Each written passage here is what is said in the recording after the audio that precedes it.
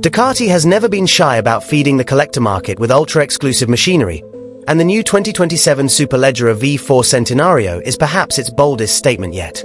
In an era where the mass motorcycle segment shows signs of caution and conservatism, Ducati continues to hedge its bets by doubling down on halo products. But this Centenario doesn't merely celebrate heritage, it appears to be a rolling laboratory, potentially funding and previewing the brand's next major technological leap. At the heart of this machine lies an all-new Desmosedici Stradale R1100 engine, a significant evolution that signals Ducati's future direction. Retaining MotoGP-inspired dimensions with an 81mm bore and 53.5mm stroke for a total of 1,102.7 cubic centimeters, the engine delivers a staggering 250 horsepower in race trim with an Akrapovic exhaust, or 225 horsepower in street form. With a claimed weight of just 167 kilograms, the resulting power-to-weight ratio enters territory once reserved for prototype race bikes. Yet Ducati remains curiously vague about where exactly these gains come from, leaving seasoned observers questioning whether the improvements stem from combustion efficiency, cam timing revisions, or simply more aggressive engineering margins.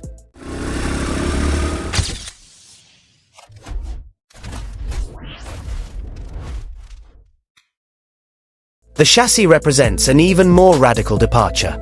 Ducati has embraced a multi-piece carbon fiber architecture so minimal and sculptural it borders on conceptual art. Like Brancusi's Bird in Space, it challenges traditional definitions of structure.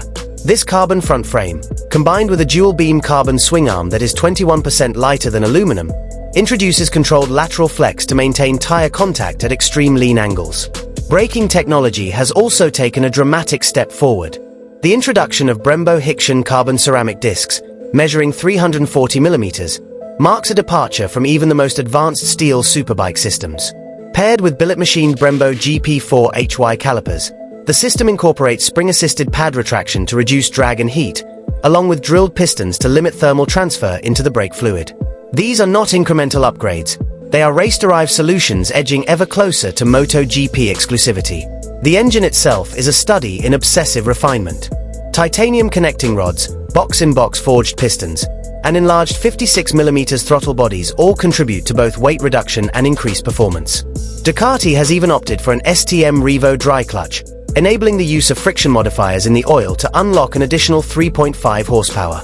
The crankshaft, lightened through the use of tungsten balancing slugs and titanium fasteners, reduces mass but introduces potential concerns about vibration and durability, questions Ducati has yet to fully address. Suspension duties are handled by Öhlins' latest and most exotic components, including a 43mm carbon fiber NPX 2530 fork and a TTX 36 GP rear shock. These systems push material science as far as performance, with lighter internals and springs engineered to operate closer to their material limits. Even here, Ducati's philosophy is clear: reduce weight wherever possible, then reclaim control through advanced damping and structural precision. It's a delicate balance, one that demands absolute confidence in both materials and manufacturing.